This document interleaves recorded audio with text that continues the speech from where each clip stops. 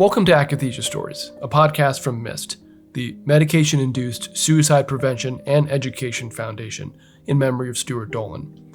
MIST is a nonprofit dedicated to raising awareness about akathisia, a medication-induced disorder that can cause suicide, self-harm, and violence.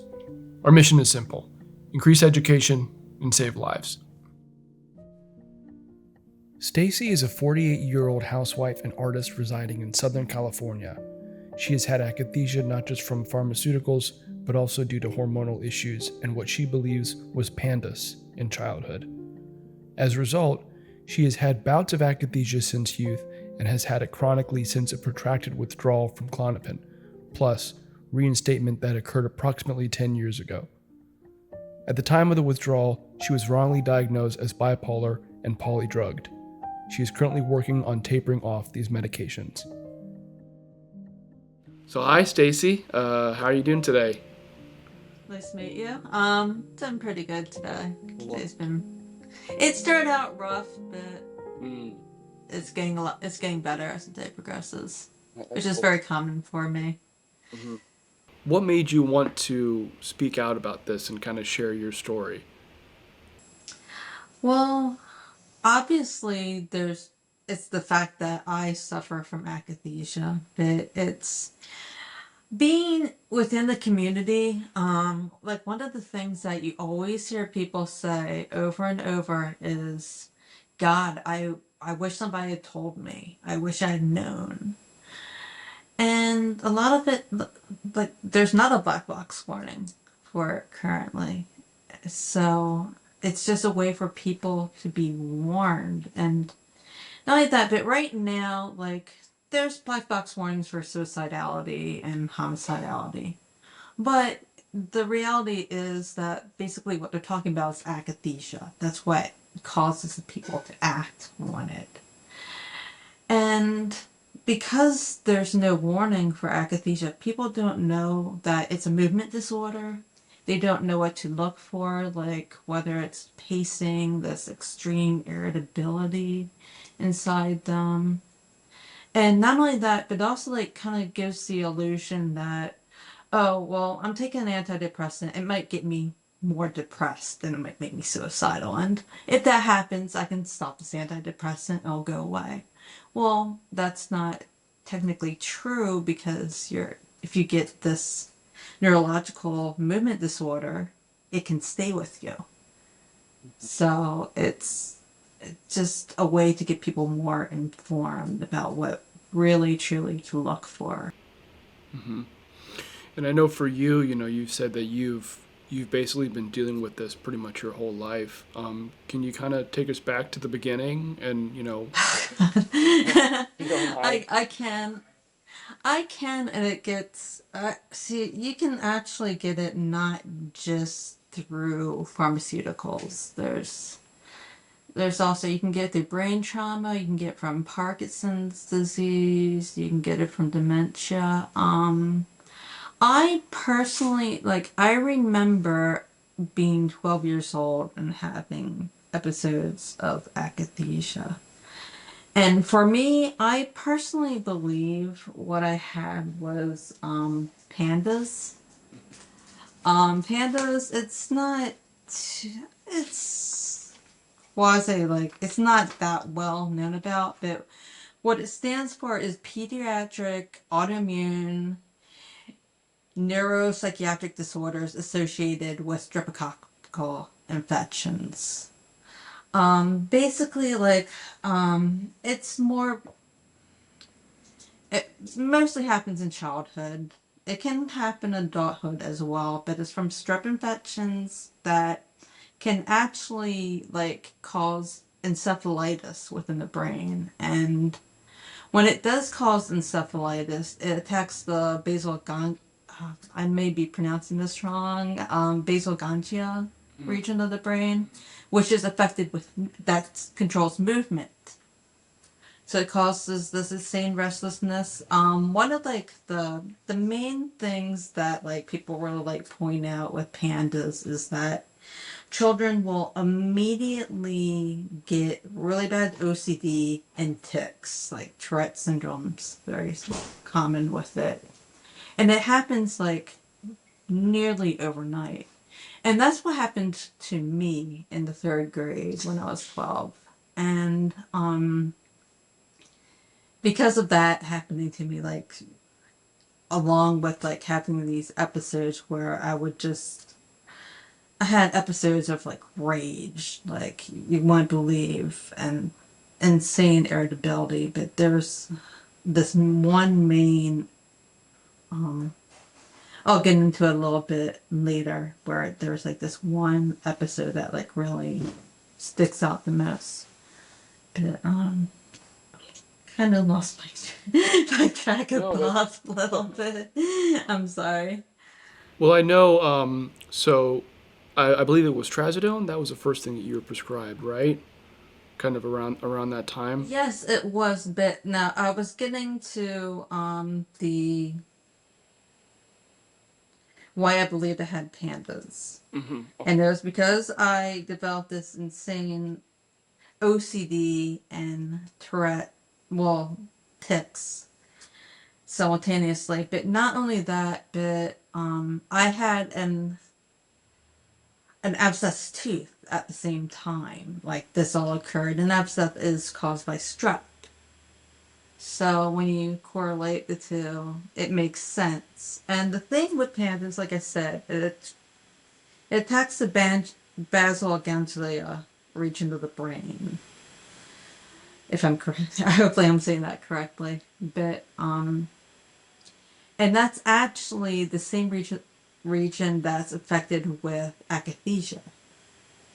So akathisia is also a component that you can get with pandas. And I just remembered as a child that things weren't right. Like I was just crawling out of my skin. I was afraid of literally everything. I had this massive fear of swallowing, petrified. Like I always believed that like I would choke on food. Like for a while, I would like have my mom make me milkshakes, and that was like be all I would eat. It was really bad, and like eventually I was just like, Mom, something's wrong. So I went to the doctor, and this is like what really sticks out is I was in the waiting room, and when I was like, there's like a child's magazine back in the 80s highlights, that had like little puzzles and whatnot. I remember I was like looking at one of them, and I couldn't even like hold on to the magazine, let alone read it or do anything. I was like restless, and I started pacing, and I was just screaming, "Where's the doctor? Where's the doctor? Where's he? Why am I waiting? Why? Why? Why?" Like I became insanely restless, just like screaming and pacing throughout the waiting room. And like looking back at it now, like the level of restlessness and distress, I know that was akathisia, and that would have been my first case when I was 12. And then kind of fast forward a little bit to senior year of high school. And what were you kind of like during that time? Well, like I said, the pandas create very extreme OCD and tics. And for me, I had the OCD was progressing into harm OCD. It used to be I was always afraid that I might hurt myself. Like I was afraid anything that could be perceived as like sharp or a weapon, like chemicals around the house I was petrified of. But then it started getting towards I started thinking with my harm OCD, maybe possibly I could harm other people. And that's when I had absolutely no idea what OCD was, what was going on. I literally like thought I was a sociopath or schizophrenic. I didn't know what, I just thought something was like really severely wrong with me. Once again, I went to my parents saying like something's really incredibly wrong. There's something massively wrong with me. I need to be put somewhere. That's literally what I said. And my parents ended up taken me to an inpatient at a hospital. And that was the most traumatic experience of my life. So I might get a little bit emotional. Like I can talk about it, but it's a very traumatic. Basically, I was there senior year of high school. It was right. I was there during my 18th birthday. So I probably like went in like a week before my 18th when I was still 17. And even though I was an adolescent, I was put on the adult ward because I was turning 18. But while I was there, they literally put me on 7 different medications within the span of 10 days. And that caused extreme akathisia. I can list the meds. Like, I actually remember what they were. Let's see, they had me on Prozac, Wellbutrin, nortriptyline, risperidol, Mellaril, trazodone, and Ativan.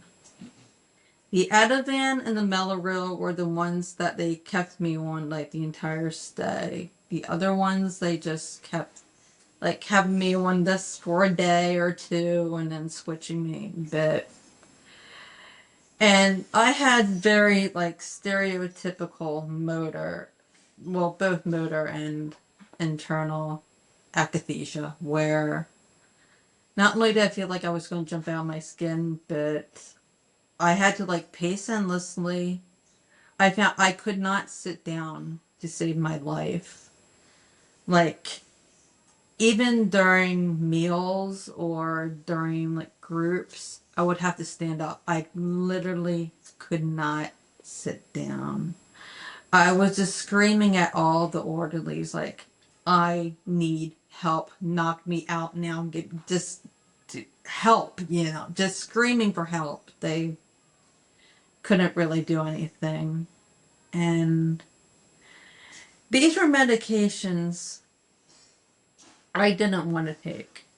And, well, actually, originally, I was okay with, like, taking the Prozac, which was the first med that they gave me. But the funny thing is they actually kind of gave me a little bit of a warning before the meds, which is very rare. They actually told me that the antipsychotics, which is kind of weird. I was actually told my Mellaril was an MAOI. They still weren't, even though it is an antipsychotic, but they actually did warn me about movement disorders.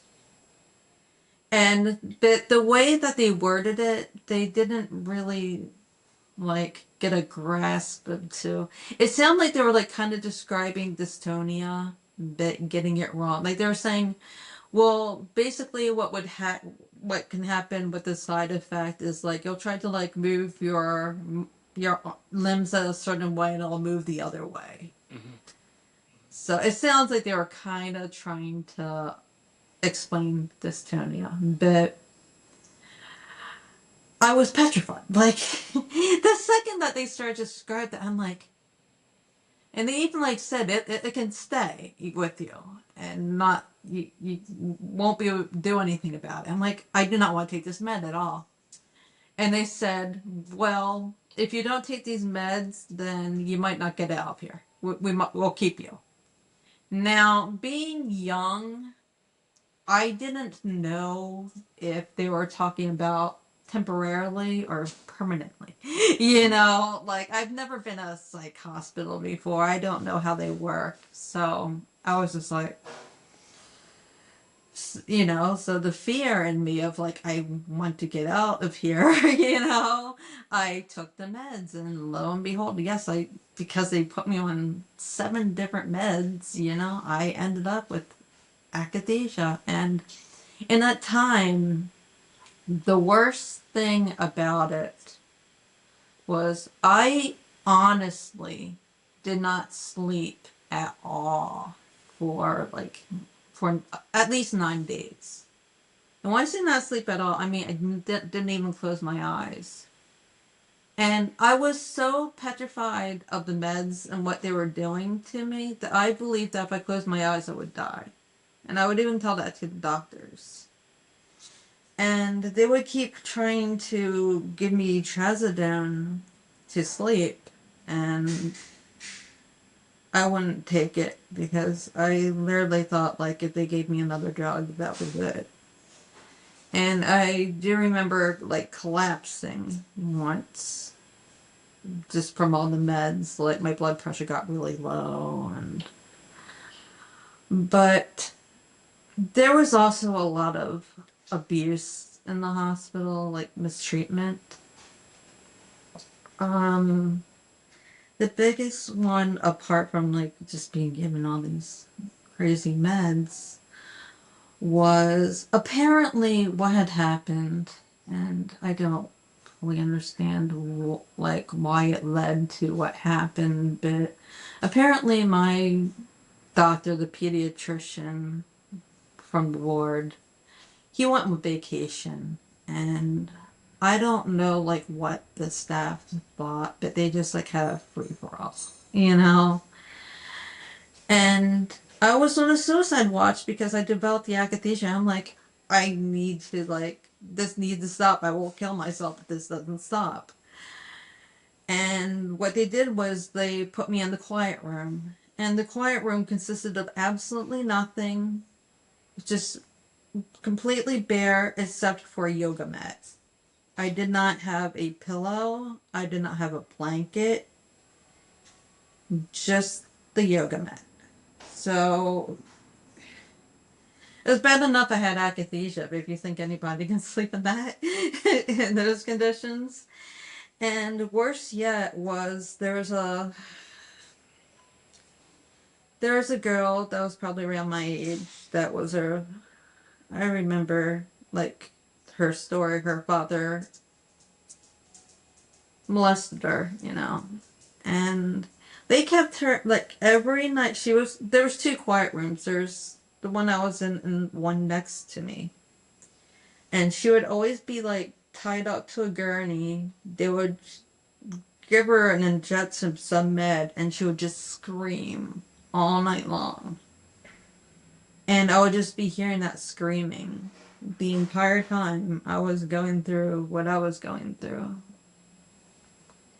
And they also had, I obviously didn't have done to me, but there was this one lady that was bipolar that was having ECT. And there's an ECT room. I don't know what in God's name made them think about like the location of it. It was pretty much like adjacent to where like the eating area, the activity room was. So basically, like 2-3 times a week, however often, I don't remember however often she had ECT. It was just this one lady that was getting the ECT. She would go into the room, and after each treatment, she would rage out and start attacking all the doctors, everyone around her. So I saw a lot of just, I wasn't the only one like being harmed. There was people around me as well. Mm-hmm. And when they were prescribing you, these 7 different medications, did they tell you like what each one was for? I mean, it kind of seemed like, or was it like a kind of like this prescription cascade where, one does this and then you get this, so then now you're going to be prescribed this, or, and no mention of the word akathisia, I assume. Surprisingly enough, they did. Which is really strange because I've been hospitalized numerous times and ordinarily they do not. Mm-hmm. And this was in the mid-90s too, so it's very surprising, but they actually did like tell me what classification of medications I was on. Although they did get the Mellaril wrong, they told me it was an MARI inhibitor for some strange reason. but they did tell me, but it was a case of, yeah, we're giving you these meds, but if you don't take them, you're not getting out of here. Mm-hmm. So you're stuck, you don't really have a say. And you're underage anyway. So. So, and then eventually you did get out, and when you left, I believe the only medication you were on at that time was Zoloft, or was it anything else? No, actually I wasn't even given Zoloft at that point. What they kept me on was the Ativan. Mm-hmm. Okay. And yeah, basically as soon as I got home and like my folks like saw that they were like giving me medications and whatnot, it went in the trash. I was just like, I can't take these medications. And what happened when I got home, like I basically still had akathisia for like 2 weeks after getting out. That's how long it took for it to wear off. Mm-hmm. And so, but at the time, I mean, still no mention of the word akathisia. You didn't know. Not akathisia, no. They did mention movement disorders and they gave me that not too accurate description Mm-hmm. that I think they were trying to me it sounded like they were trying to describe dystonia, but that was it. Mm-hmm. So you threw away the But Ativan. this is a strange thing though. Mm-hmm. I'm sorry. I didn't mean to cut you No, it's off. okay. The strange thing though is I got the movement disorder and then they looked bewildered. They're like, oh, they kept like saying, oh, you're just doing this for attention. We're like, they knew. They told me this can create a movement disorder. I got the movement disorder. They did nothing to stop it. They just gave me more drugs. I was actually put on the Zoloft like immediately after the hospitalization. Mm-hmm. Okay. What happened was I was still asking for help because I was like, I had no idea what the harm OCD was. So I was still begging for help. I actually ended up literally running into just the psychiatric office, like crying. And they called my folks and was like, yeah, your daughter, she needs help. And I ended up speaking to one of the ladies and I let it all out. I was like, I'm getting these feelings of hurting people. I don't know what the heck's going on. And she just looked at me and goes, you have OCD. I go, OCD? What's that? It's intrusive thoughts. They're not something that you would act on. They just, basically you ruminate on things that are like deeply troubling. And, she explained it and I was like, that's exactly it. And I felt like this massive relief because I finally knew what was going on. And she like said, yeah, like 2% of people in the world have this, like 1 in 50. There's probably other people, other classmates of yours that have it. It's not uncommon. And I like finally like felt like I wasn't like this crazy, you know. And the thing was, I told the same story when I was in the hospital to a nurse, and the nurse looked at me and said, "You're sick." Just like that. Just, "You're sick." And that made me feel like that was crazy. So, Mm-hmm. and that's when they put me on the Zoloft. Mm-hmm.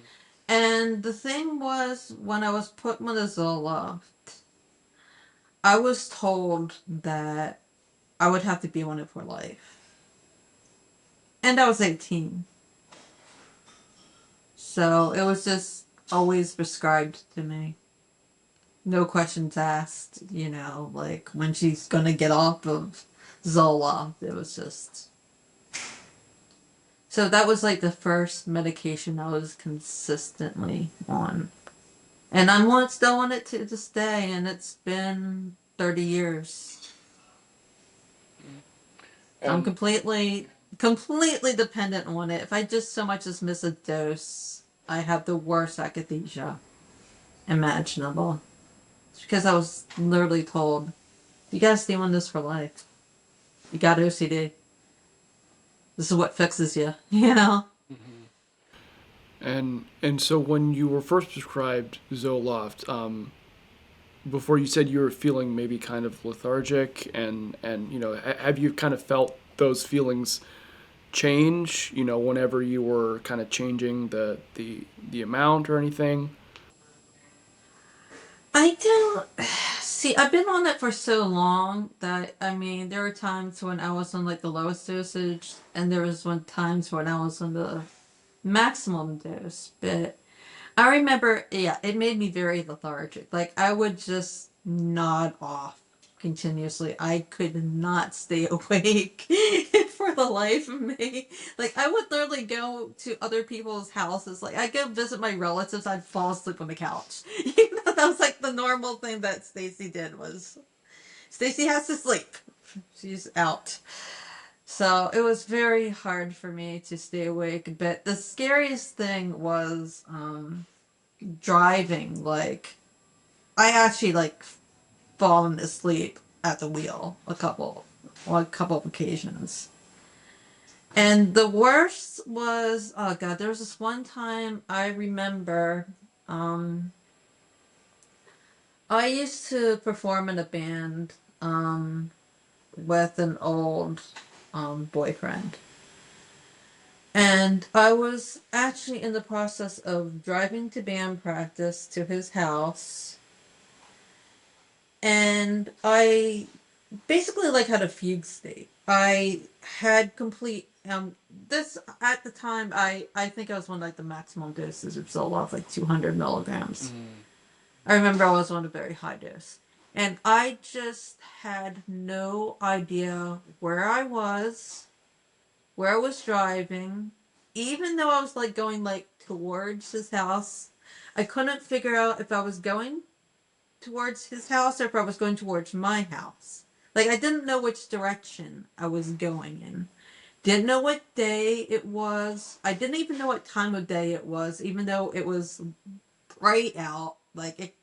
I was still like, is it nighttime? Like I just had amnesia for like, and it actually, I don't know how the heck I did it. I actually ended up driving to his house. Like at some point, like I called him. It was just like, "Where are you? We got band practice. We got that gig in 2 days. Get over here."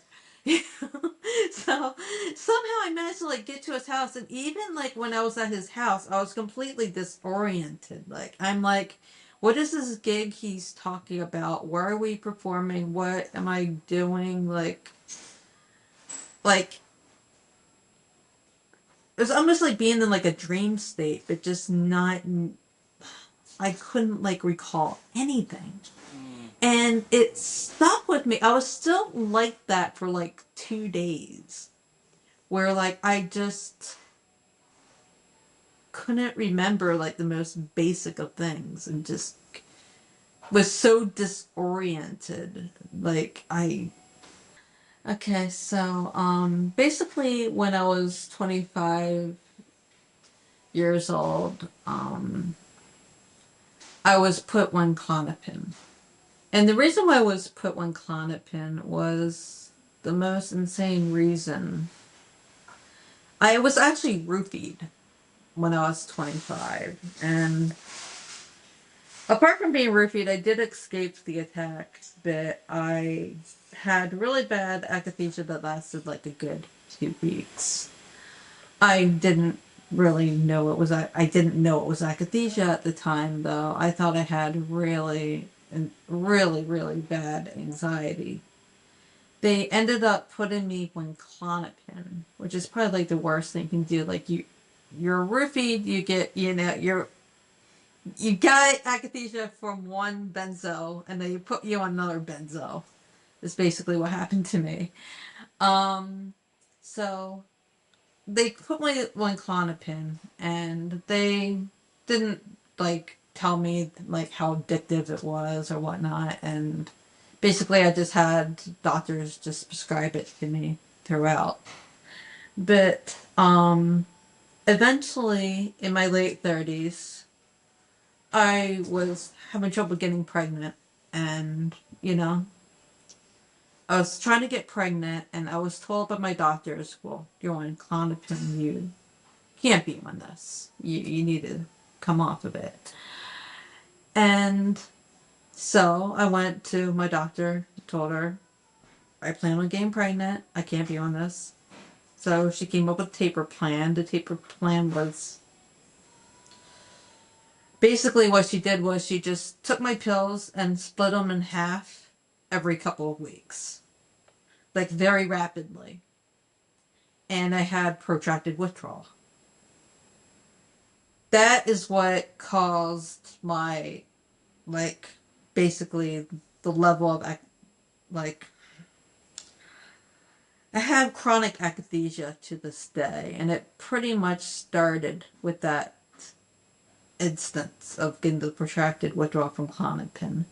But what also happened that also contributed to it was I was sent to a residency, and they thought that I had what they labeled dysphoric mania, which actually happens a lot in cases of akathisia. It's a common misdiagnosis. And because basically they thought I was bipolar.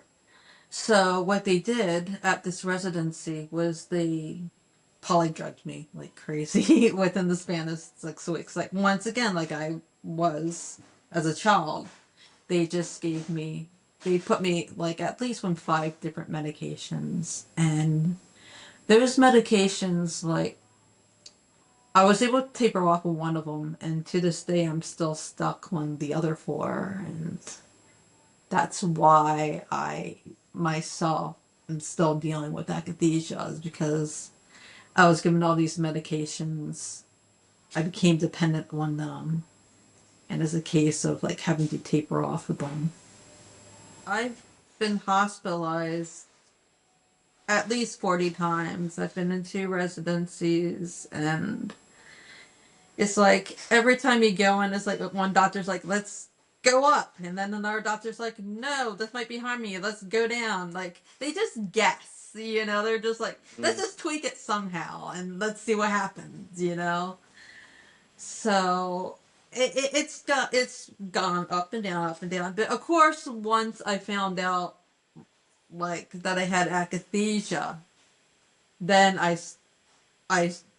tried going down as much as I could on my medications, and I am on a lower dosage now. I'm 175, and I've tried cutting it, and like I said, if I just so much as like miss one day of that Zoloft, I will have really bad akathisia. And I'm also on I'm currently on Remeron now, and I noticed the same thing.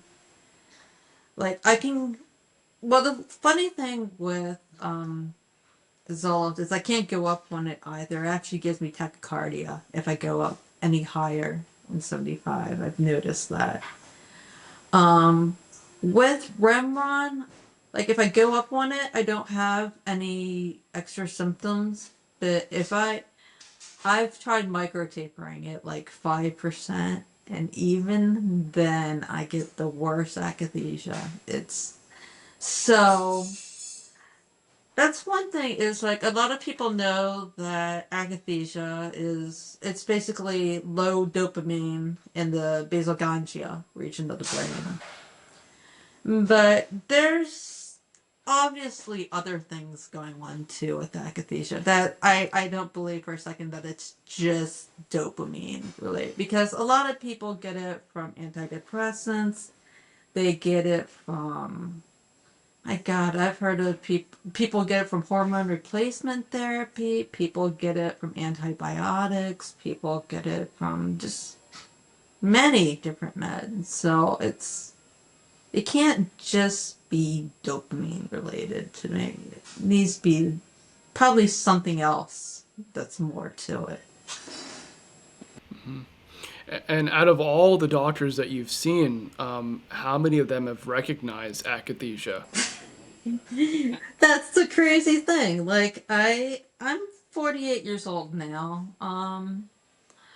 All this chaos started when I was 12 years old, and within that period of time, I would say three doctors that I've ever seen. Like when it comes to hospitals, like I said, I've been hospitalized at least 40 times, and only one, only one doctor looked at me and was like, you have really, really severe akathisia. We need to cut you down on some of these medications. He actually gave me Artane. And I had talk about like amnesia, memory loss. I did have that with Artane. But that's common with Artane. But oddly enough, like I went like a good 3 months without akathisia after taking it. And when was this? So this was like the first time you actually heard about the word akathisia after however many years of just not. I actually I actually knew about akathisia earlier than that. I have absolutely no recollection of when I learned what akathisia was. But I didn't know what it was at the time. And he was just the one doctor, like every other place, like I would constantly like say, I have akathisia. And they would be like, mostly what it would be is earlier I mostly had like the inner restlessness, but I could sit down like I'm sitting right now. A lot of doctors, they'll see you sitting, and like the main definition of akathisia, I forget like what the Greek name means, but it has something to do with sitting, like the inability to sit. So the majority of doctors, they think if you're sitting down, you can't have akathisia. Like you need to be pacing 24/7. So they'll just look at you and like you're sitting down, you don't have akathisia. That's what like they would all say, except for this one. And like I have a nurse practitioner now that specializes in benzotapering, and she put akathisia down as like my main symptom. She's excellent like that. Um, and I've had like a couple, like one or two other either nurse practitioners or psychiatrists that were like, yes, you do have akathisia. But I mean, when you look at my background, where I probably have seen like 200 different doctors and like only three of them recognized it. If you were going to give, some advice to a lot of those doctors or medical experts about akathisia and and whatnot, what would you want them to know? They need to understand that it's not just motor restlessness. Basically, akathisia, to me at least, is extreme profound restlessness. But that can present either internally or externally. Like you can have the motor features, but you can still have that feeling of like crawling out of your skin, bugs crawling all over you, just raging out, just the suicidal thought, like this needs to end now. Like I'm just being in so much distress. It can present in so many different ways, but I actually I do have I did want to say something for people that like are having a really hard time getting their doctors to listen if they do present these symptoms.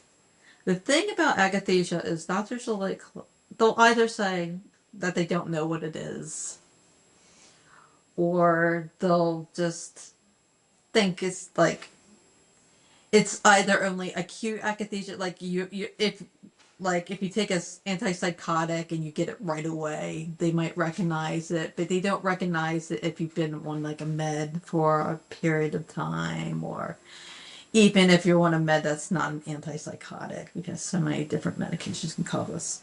This is one thing I believe everybody should know, and this is the DSM and the ICD codes for akathisia, because it is actually written in the diagnostic manuals. It's there. So, these are the codes. So, it's like if your doctor doesn't listen to you, just say these numbers to him and be like, okay, this is the diagnostic code. Please go to your book. It's right there. Okay, so the DSM-5 code, if you're in the US, 333.99. The ICD-10 code, if you're outside of the US, is G25.71.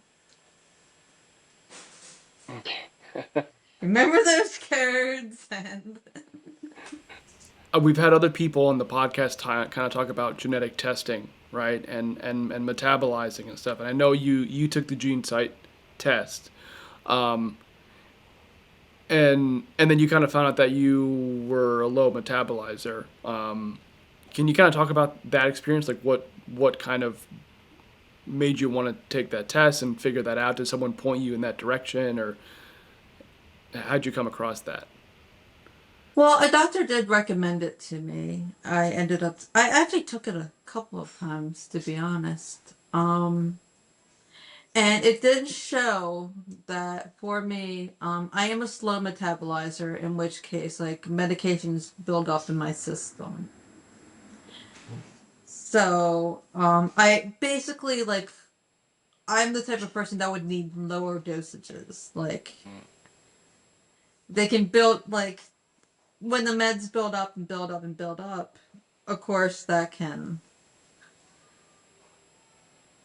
I basically just end up getting too much of the medication in my system, which, of course, can lead to akathisia. That might be like a component of why. And at what point did you want to start, connecting with other people who might be experiencing this? And I know you've started a YouTube channel. I mean, well, you've had a YouTube channel for a while now. What kind of made you want to start documenting your akathisia? Basically, a lot of it is just so people don't feel so left alone. Another is hopefully I'm hoping not just. Well, I mean, it's great that like people such as myself would see it and be like, "Oh, I'm not alone." Also, like hopefully, like people in the medical field might see it and learn a bit more, about how yeah, this isn't just antipsychotics that cause this. This is many different medications. There's many different symptoms that people can have, from pacing to suicidal thoughts. I actually have a list right here of like some things that you can like look for that akathisia can cause. Like um like other ones I forgot to mention. Or like you get like these experience with like extreme terror and dread. You get muscular tension and tics. That's actually something I do when I get really bad. It's like I get these muscle spasms. And I think what it is like the akathisia just causes like your muscles to kind of lock up, like, like if you're really stressed, and it's like the way that relieves it is just through. It can cause memory loss, confusion, brain zaps, electrical current type feelings. A lot of people say that I even have experienced this. It's like a feeling of like an internal vibration. Like you just like feel like you're kind of shaking even when you're motionless. Like for me, it happens a lot at night. Like I'll just be lying in bed. It just literally like feels like I'm shaking. You can have tremors, hyper awareness to senses is a big one. Like I personally get really bad photophobia. at times where like I just become really sensitive to bright light. Like sounds can like seem piercing that wouldn't, just sensitivity to heat's common, pressured speech. Like you can start talking like really fast because one thing with akathisia is like with the restlessness you can't wait. Like you become really impatient. Like and it comes out as like this pressured speech where you just but also one thing I personally experience is like if I'm having a periods where my akathisia is really bad, it's kind of like a defense mechanism that my body does is that it does the opposite where like I'll go into freeze states, I'll completely shut down and like I won't like there'll be times where I'll literally go mute. Like I literally cannot talk. It becomes really difficult for me to do anything. Sometimes I'll even like just be sitting there for like a couple of hours, unable to do anything. It's really scary. It's agoraphobia and monophobia, which is the fear of being alone with one's like not having somebody around with you. Those are very common. So those are all things to look out for. That those are symptoms of akathisia. And how's, your friends and family? I mean, how have they been with this all these years? Just knowing that you've been on and off different medications, and I'm sure you've told them about akathisia, and how have they kind of responded to that? It's very isolating because people don't really tend to grasp what's going on. A lot of people, they hear, oh, well, psych meds called this, so it's a psych disorder. Well, it's not. It's neurological, So people tend to like treat it like, I know, like with my own friends and family, a lot of them will like think that it's just, I have really bad anxiety and that's not the case. It's it's a sensation that like it's almost impossible to explain unless you've gone through it yourself. If you go akathisia at WordPress, they describe akathisia excellently. And it's very descriptive. There's also the Akathisia Alliance has a website that has a lot of useful information. Those would be like the two that I can like think of the most. Of course, Mist has a lot of great information. You guys have that 1 hour course that's excellent. It's free, So if somebody does have like a loved one with akathisia, they can really learn a lot from that. And I guess kind of going back to the petition, so you started this petition on change.org, and I know it's getting some traction, and there's a bunch of people making comments about it, and um, how has that experience kind of changed the way you interact with other people who have experienced akathisia, and I guess it kind of makes you feel more connected to that community, I assume. Yeah, I mean, there definitely has been a lot of people that have been helping, which is outstanding.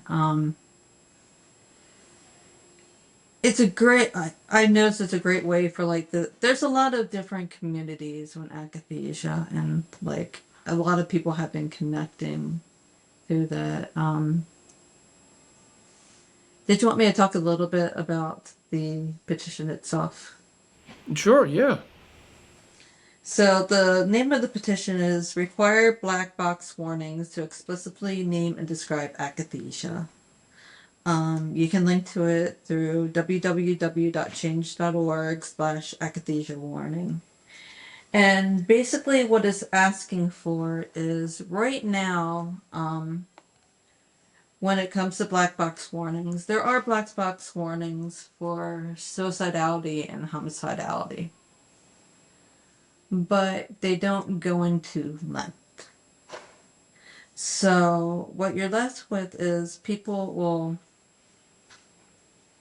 won't be warned about there being this movement disorder called akathisia. So some of the reasons why I made the petition is, for one, people will see the suicidality and they'll just think, okay, well, this is probably just my medication causing me to become depressed more. And, well, that's not necessarily true because it's a movement disorder. And when you take, even if you were to stop the medication, it's going to stay, a little bit. It's going to stay with you. I actually had, I'm sorry, I'm kind of, but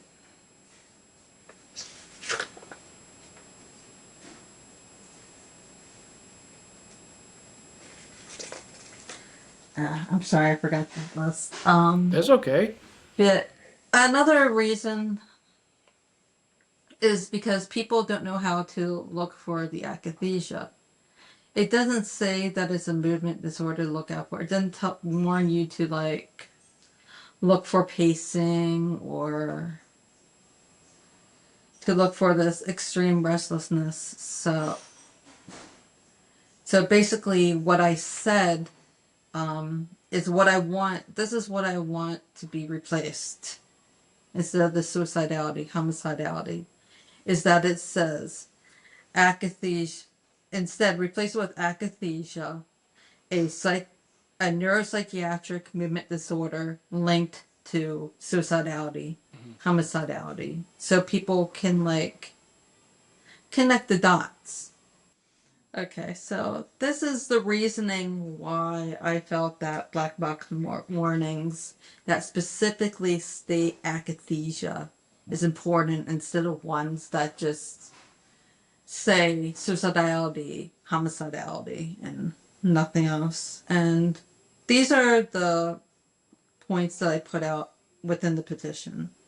One should be informed of the risk of developing this condition. In the absence of clear warning, patients and caregivers may be unable to recognize early signs of akathisia, such as pacing, severe inner restlessness, and an ability to remain still, delaying identification and appropriate intervention. 2, not listing the disorder itself is misleading as it gives the illusion that side effects can be reversed simply by no longer taking the med. This is not always true, as the disorder and thoughts can remain upon cessation of the med, as the disorder can still remain. 3, not listing the disorder also creates the belief that these thoughts are purely psychological in nature and may be the result of the condition that the meds are being taken for. This is in fact a new condition of the akathisia caused by the medication. And number 4, not being opaque to what could be causing this suicidality, homicidality may prevent timely recognition and appropriate care. Is there anything else that you want to say to anybody who's watching this who, might be experiencing akathisia? Maybe they don't have other people to reach out to, and they're looking for other kind of guidance. Any other words that you'd like to give them? Well, the thing is, there is always hope. The thing with akathisia is it seems like it's going to last forever. But the truth is, once you do taper down the meds that are causing it, and you have to do it really slowly.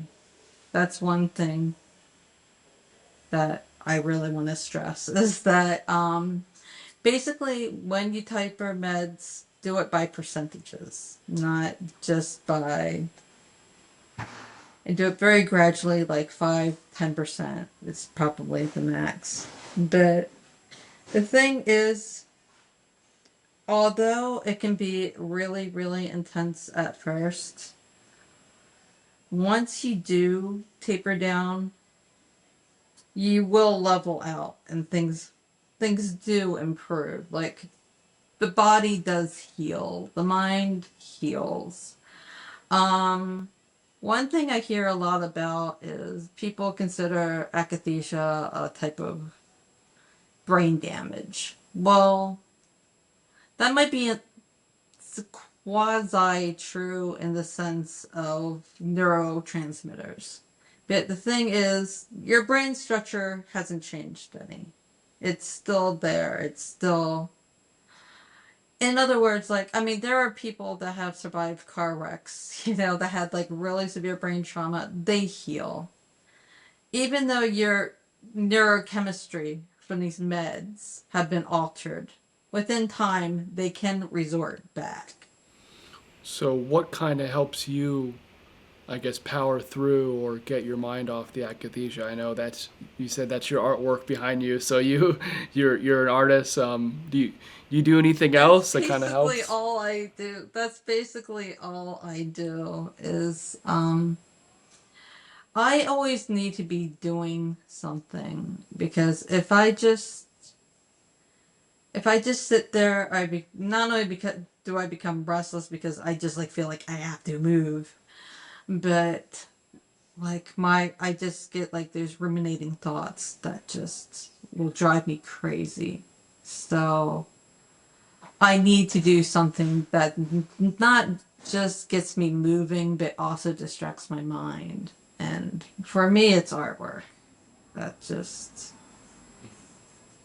if I'm concentrating on that, it helps me to keep my thoughts away from the ruminations. Well, great. We appreciate you sharing your story with us. I know it's definitely a lot to reflect on and share, but obviously it's great. So we'll put a link to your YouTube channel below so people can go watch, and a link to the petition as well. But thank you so much for the interview. It's been inspiring and really really really informative. So. Okay, well, thank you very much. You've been listening to Akathisia Stories, a podcast from Mist. To learn more and get access to free educational resources, please visit mist.co. Together, we can increase awareness, prevent tragedies, and save lives. At Mist, we are all for truth and disclosure, honesty in reporting, and legitimate drug trials.